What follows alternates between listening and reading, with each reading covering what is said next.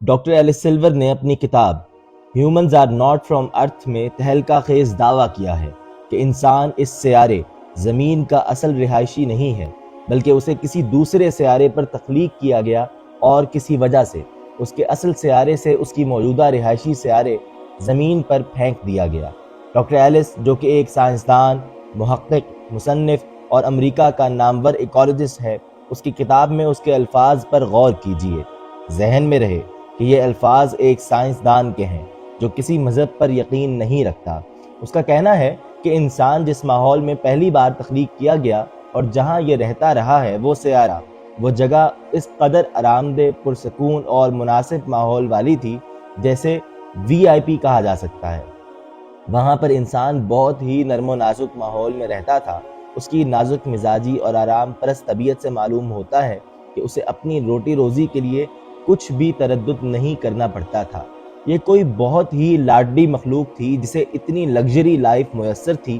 وہ ماحول ایسا تھا جہاں سردی اور گرمی کی بجائے بہار جیسا موسم رہتا تھا، اور وہاں پر سورج جیسے خطرناک ستارے کی تیز دھوپ اور الٹرا وائلٹ شعاعیں بالکل نہیں تھی جو اس کی برداشت سے باہر اور تکلیف دہ ہوتی ہیں۔ تب اس مخلوق انسان سے کوئی غلطی ہوئی۔ اس کو کسی غلطی کی وجہ سے اس آرام دہ اور عیاشی کے ماحول سے نکال کر پھینک دیا گیا۔ جس نے انسان کو اس سیارے سے نکالا، لگتا ہے وہ کوئی انتہائی طاقتور ہستی تھی جس کے کنٹرول میں سیاروں اور ستاروں کا نظام بھی تھا۔ وہ جسے چاہتا، جس سیارے پر چاہتا، سزا یا جزا کے طور پر کسی کو بھی بھجوا سکتا تھا۔ وہ مخلوقات کو پیدا کرنے پر بھی قادر تھا۔ ڈاکٹر سلور کا کہنا ہے کہ ممکن ہے زمین کسی ایسی جگہ کی مانند تھی جسے جیل قرار دیا جا سکتا ہے، جہاں پر صرف مجرموں کو سزا کے طور پر بھیجا جاتا ہو، کیونکہ زمین کی شکل کالا پانی جیل کی طرح ہے، خشکی کی ایک ایسے ٹکڑے کی شکل جس کے چاروں طرف سمندر ہی سمندر ہے۔ وہاں انسان کو بھیج دیا گیا۔ ڈاکٹر سلور ایک سائنٹسٹ ہے جو صرف مشاہدات کے نتائج حاصل کرنے کے بعد رائے قائم کرتا ہے۔ اس کی کتاب میں سائنسی دلائل کا ایک انبار ہے جس سے انکار ممکن نہیں۔ اس کے دلائل کی بڑی بنیاد جن پوائنٹس پر ہے، ان میں سے چند ایک ثابت شدہ یہ ہیں۔ نمبر 1، زمین کی کشش ثقل اور جہاں سے انسان آیا ہے اس جگہ کی کشش ثقل میں بہت زیادہ فرق ہے۔ جس سیارے سے انسان آیا ہے وہاں کی کشش ثقل زمین سے بہت کم تھی، جس کی وجہ سے انسان کے لیے چلنا پھرنا اور بوجھ اٹھانا وغیرہ بہت آسان تھا۔ انسانوں کے اندر کمر درد کی شکایت زیادہ گریوٹی کی وجہ سے ہے۔ نمبر 2، انسان میں جتنے دائمی امراض پائے جاتے ہیں وہ باقی کسی ایک بھی مخلوق میں نہیں پائے جاتے جو زمین پر بس رہی ہے۔ ڈاکٹر ایلس لکھتا ہے کہ آپ اس روئے زمین پر ایک بھی ایسا انسان دکھا دیجئے جسے کوئی ایک بھی بیماری نہ ہو، تو میں اپنے دعوے سے دستبردار ہو سکتا ہوں، جبکہ میں آپ کو ہر جانور کے بارے میں بتا سکتا ہوں کہ وہ وقتی اور عارضی بیماریوں کو چھوڑ کر کسی ایک بھی مرض میں ایک بھی جانور گرفتار نہیں ہے۔ نمبر 3، ایک بھی انسان زیادہ دیر تک دھوپ میں بیٹھنا برداشت نہیں کر سکتا، بلکہ کچھ ہی دیر بعد اس کو چکر آنے لگتے ہیں اور سن سٹروک کا شکار ہو سکتا ہے، جبکہ جانوروں میں ایسا کوئی ایشو نہیں ہے۔ مہینوں دھوپ میں رہنے کے باوجود جانور نہ تو کسی جلدی بیماری کا شکار ہوتے ہیں اور نہ ہی کسی اور طرح کے مرض میں مبتلا ہوتے ہیں جس کا تعلق سورج کی تیز شعاؤں یا دھوپ سے ہو۔ نمبر 4، ہر انسان یہی محسوس کرتا ہے اور ہر وقت اسے احساس رہتا ہے کہ اس کا گھر اس سیارے پر نہیں۔ کبھی کبھی انسان پر بلا وجہ ایسی اداسی طاری ہوتی ہے جیسے کسی پردیس میں رہنے والے پر ہوتی ہے، چاہے وہ بے شک اپنے گھر میں اپنے قریبی خونی رشتہ داروں کے پاس ہی کیوں نہ بیٹھا ہو۔ نمبر 5، زمین پر رہنے والی تمام مخلوقات کا ٹیمپریچر آٹومیٹک طریقے سے ہر سیکنڈ بعد ریگولیٹ ہوتا رہتا ہے، یعنی اگر سخت اور تیز دھوپ ہے تو ان کے جسم کا درجہ حرارت خود کار طریقے سے ریگولیٹ ہو جائے گا، جبکہ اسی وقت اگر بادل آ جاتے ہیں تو ان کے جسم کا ٹیمپریچر سائے کے مطابق ہو جائے گا، جبکہ انسان کا ایسا کوئی سسٹم نہیں، بلکہ انسان بدلتے موسم اور ماحول کے ساتھ بیمار ہونے لگ جائے گا۔ موسمی بخار کا لفظ صرف انسانوں میں ہے۔ نمبر 6، انسان اس سیارے پر پائے جانے والے دوسرے جانداروں سے بہت مختلف ہے۔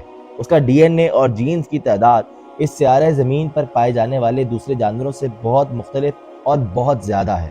نمبر 7، زمین کے اصل رہائشی یعنی جانوروں کو اپنی غذا حاصل کرنا اور اسے کھانا مشکل نہیں، وہ ہر غذا ڈائریکٹ کھاتے ہیں، جبکہ انسان کو اپنی غذا کے چند لقمے حاصل کرنے کے لیے ہزاروں جتن کرنا پڑتے ہیں۔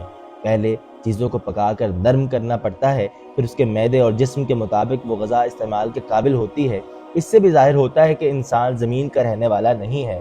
جب یہ اپنے اصل سیارے پر تھا تو وہاں اسے کھانا پکانے کا جھنجٹ نہیں اٹھانا پڑتا تھا، بلکہ ہر چیز کو ڈائریکٹ غذا کے لیے استعمال کرتا تھا۔ مزید یہ کہ انسان اکیلا 2 پاؤں پر چلنے والا ہے، جو اس کے یہاں پر ایلین ہونے کی بھی نشانی ہے۔ نمبر 8، انسان کو زمین پر رہنے کے لیے بہت نرم و گداز بستر کی ضرورت ہوتی ہے، جبکہ زمین کے اصل باسیوں یعنی جانوروں کو اس طرح نرم بستر کی ضرورت نہیں ہوتی۔ یہ اس چیز کی علامت ہے کہ انسان کے اصل سیارے پر سونے اور آرام کرنے کی جگہ انتہائی نرم و نازک تھی، جو اس کے جسم کی نزاکت کے مطابق تھی۔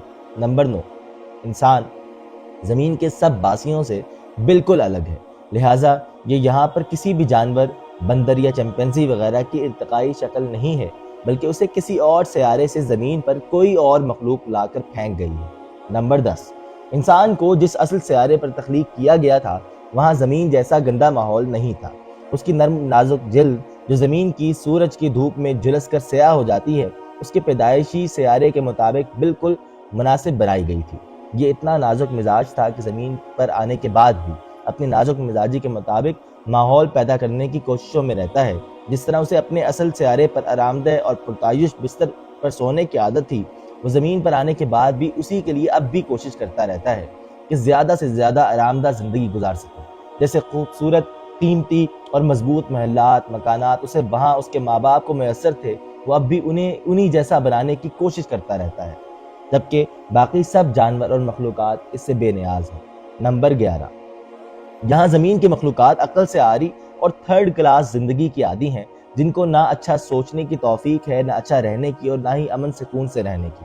کہ انسان اپنی ان مخلوقات کو دیکھ دیکھ کر خونخوار ہو گیا، جبکہ اس کی اصلیت محبت، فنون لطیفہ اور امن و سکون کی زندگی تھی۔ ڈاکٹر ایلس کا کہنا ہے کہ انسان کی عقل و شعور اور ترقی سے اندازہ ہوتا ہے کہ اس ایلین کے والدین کو اپنے سیارے سے زمین پر آئے ہوئے کچھ زیادہ وقت نہیں گزرا، ابھی کچھ ہزار سال ہی گزرے ہیں۔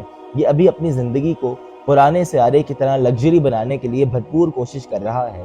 کبھی گاڑیاں ایجاد کرتا ہے، کبھی موبائل فون۔ اگر اسے آئے ہوئے چند لاکھ سال بھی گزرے ہوتے تو یہ جو آج ایجادات نظر آ رہی ہیں یہ ہزاروں سال پہلے وجود میں آ چکی ہوتی، کیونکہ میں اور تم اتنے گئے گزرے نہیں کہ لاکھوں سال تک جانوروں کی طرح بیچارگی اور طرز کی زندگی گزارتے رہتے۔ ڈاکٹر ایلس سلور کی کتاب میں اس حوالے سے بہت کچھ ہے، اور سب سے بڑی بات یہ ہے کہ اس کے دلائل کو ابھی تک کوئی جھوٹا نہیں ثابت کر سکا۔ میں اس کے سائنسی دلائل اور مفروضوں پر غور کر رہا تھا کہ یہ کہانی ایک سائنسدان بیان کر رہا ہے۔ یہ کوئی کہانی نہیں بلکہ حقیقی داستان ہے، جسے انسانوں کی ہر الہامی کتاب میں بالکل اسی طرح بیان کیا گیا ہے۔ میں اس پر اس لیے تفصیل سے نہیں لکھوں گا کیونکہ آپ سبھی اپنے باپ آدم اور اماں حوا کے قصے کو اچھی طرح جانتے ہیں۔ سائنس اللہ کی طرف چل پڑی ہے، سائنسدان وہ سب کہنے پر مجبور ہو گئے ہیں جو انبیاء اکرام اپنی نسلوں کو بتا رہے تھے۔ ارتقاء کے نظریات کا جنازہ اٹھ چکا ہے، اب انسان کی سوچ کی سمت درست ہو رہی ہے۔ یہ سیارہ ہمارا نہیں ہے۔ اللہ پاک نے اپنی عظیم کتاب قرآن حکیم میں بھی بار بار لاتعداد مرتبہ یہی بتا دیا کہ اے انسانوں، یہ دنیا کی زندگی تمہاری آزمائش کی جگہ ہے، جہاں سے تم کو تمہارے اعمال کے مطابق سزا و جزا ملے گی۔